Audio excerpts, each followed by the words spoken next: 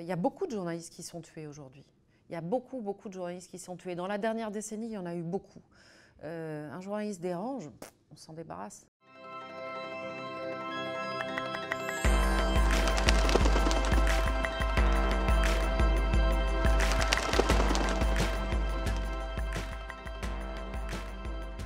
« 2010-2020, déferlement de la télé Tout Info. Avec au début la curiosité du bord de l'autoroute, quoi. On était tous, comme quand il y a un accident au bord de l'autoroute, on regarde et on se dit, oh, on reste fasciné un peu comme un lapin pris les yeux dans les phares et on regardait tous et on en a tous mangé des heures et des heures de télé en continu. La télé Tout Info est devenue un robinet à paroles et à images, avec des choses non contrôlées parfois, une rigueur pas toujours au rendez-vous du tout, et un sens critique des téléspectateurs qui s'est énormément développé. Et ça, c'est super d'avoir des téléspectateurs qui ont le sens critique. C'est très bien. Donc il y a des choses qu'ils ont laissé passer, je pense, il y a 10 ans, et même nous, très franchement, et qui passent plus du tout aujourd'hui. Tant mieux.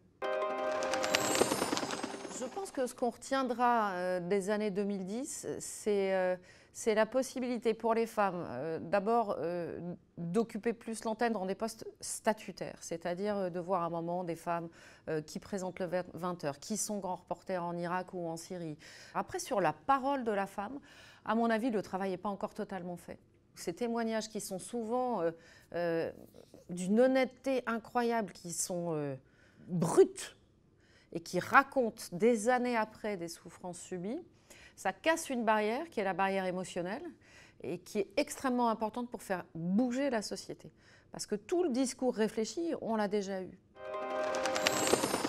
Le scandale le plus intéressant à traiter pour nous, ça a été les Panama Papers, parce que ça a vu émerger quelque chose que, très franchement, même nous, on n'avait pas imaginé. Hommes politiques, sportifs, avocats, banques, grâce à ces 11,5 millions de documents, nous pouvons ce soir vous faire découvrir de l'intérieur ce système qui permet aux plus riches de contourner la loi. Se dire à un moment, plutôt que de faire travailler 2 journalistes pendant 362 ans sur ce dossier-là, on va faire travailler 362 journalistes pendant 1 an sur ce dossier-là. Franchement, ça nous a surpris qu'on réussisse à monter ce réseau, qui est toujours valide aujourd'hui, et qui change complètement la donne au niveau de l'investigation. Avant, les journalistes d'investigation, ils bossaient tout seuls.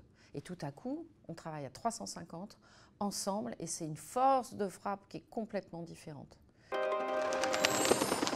Cette dernière décennie, le monde s'est à nouveau rétréci. Il y a à nouveau plein d'endroits où ça a été très compliqué d'aller en tant que reporter.